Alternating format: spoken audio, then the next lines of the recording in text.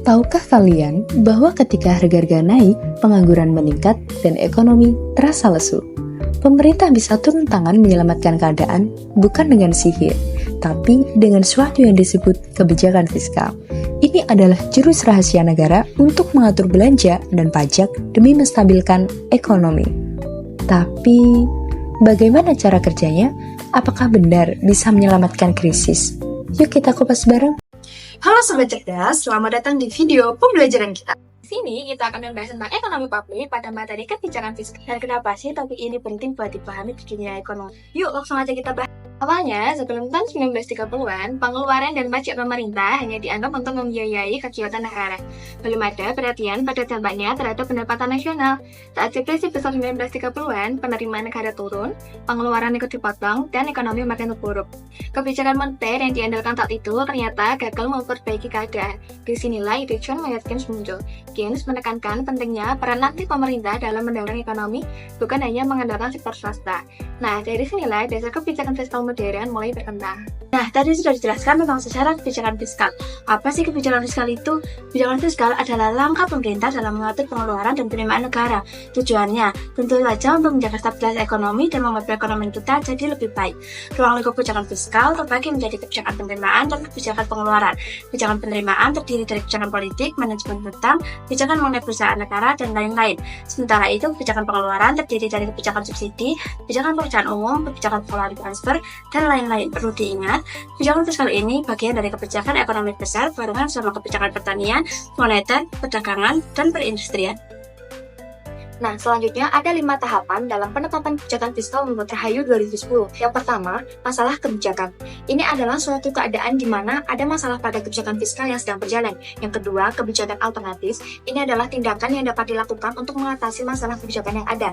Yang ketiga, pelaksanaan kebijakan. Ini adalah suatu langkah yang dipilih dan ditetapkan untuk dilakukan berdasarkan alternatif kebijakan. Untuk yang keempat, yaitu hasil kebijakan, di mana hasil ini yang diperoleh dari pelaksanaan kebijakan. Dan yang terakhir ada kinerja kebijakan, di mana ini adalah suatu tingkatan hasil dari kebijakan yang memberikan kontribusi untuk mendapatkan nilai yang dicapai. Selanjutnya, yaitu masuk pada metode analisis kebijakan fiskal. Pertama, dalam menganalisis kebijakan fiskal ada 6 langkah penting. Kita mulai dari problem strukturing, yaitu mencari akar masalahnya. Lanjut pada tahap forecasting, untuk memprediksi dampak kebijakannya. Kemudian masuk pada tahap recommendation, yaitu menyusun alternatif solusi terbaik. Setelah itu, akan dilakukan monitoring untuk memantau pelaksanaan dan evaluation untuk menilai hasilnya. Selanjutnya yang terakhir adalah practical inference, untuk memastikan kebijakan ini berjalan efektif gak sih? Menurut Agapi Lerner, instrumen kebijakan pemerintah dikelompokkan menjadi 3 pasang utama. Pertama, ada buying and selling, yaitu pembelian atau penjualan barang dan jasa oleh pemerintah. Kedua, ada giving and taking, yaitu pemberian subsidi atau pungutan pajak retribusi. Yang ketiga, ada lending and borrowing, yaitu pemberian kredit atau pinjaman pemerintah dari masyarakat. Nah, semua ini itu digunakan untuk mengatur stabilitas ekonomi dan mendorong pertumbuhan. Sobat Cerdas, tahu nggak kebijakan fiskal itu bukan cuma soal pajak dan belanja negara loh. Menurut ahli ekonomi John F. dan M. L. Jingan, ada beberapa tujuan utama dari kebijakan fiskal. Yuk kita bahas tujuan kebijakan fiskal versi John F. Yang pertama, meningkatkan produksi nasional dan pertumbuhan ekonomi. Artinya, kebijakan fiskal dipakai untuk mendongkrak produksi struktur dan memperbaiki keadaan ekonomi negara. Yang kedua, memperluas lapangan kerja dan mengurangi pengangguran. Pemerintah berusaha menciptakan kesempatan kerja sebanyak mungkin biar semua orang bisa bekerja dan ekonomi makin kuat. Yang ketiga, menstabilkan harga barang khususnya mengatasi inflasi. Kebijakan fiskal menjaga harga tetap stabil supaya daya beli masyarakat tetap terjaga dan bisnis bisa terus berkembang.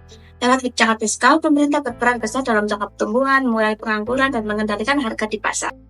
Sementara itu, menurut ML Jingan, ada 6 tujuan utama kenapa pemerintah perlu kebijakan fiskal.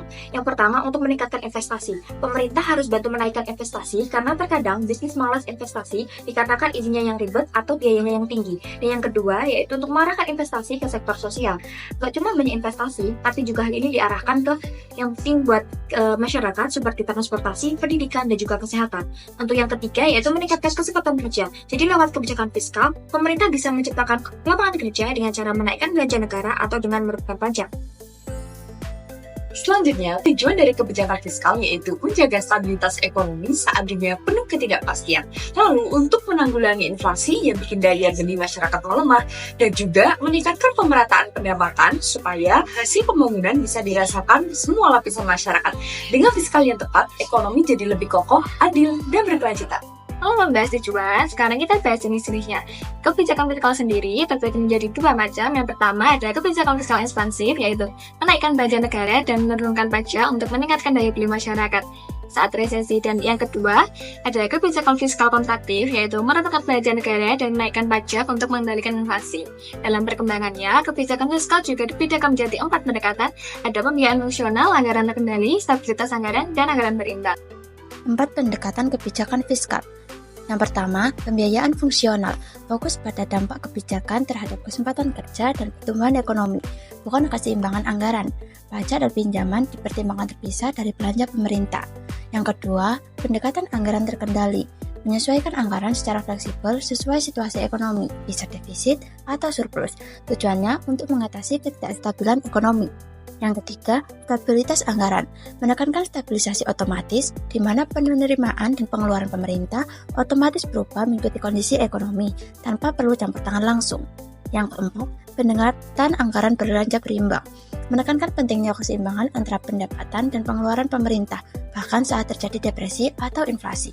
Jadi kesimpulannya, awalnya fiskal cuma buat biayai negara, tapi sejak krisis 1930-an lewat ide Keynes, pemerintah mulai aktif dorong ekonomi. Jadi kebijakan fiskal itu mengatur pengeluaran dan juga penerimaan negara buat stabilkan ekonomi, buka lapangan kerja, naikin produksi, dan jaga harga tetap stabil. Ada 2 jenis utama kebijakan fiskal, yaitu ekspansif buat atasi resesi dan kontraktif buat kendali inflasi. Lewat kebijakan fiskal yang tepat, ekonomi jadi kuat, adil, dan berkelanjutan.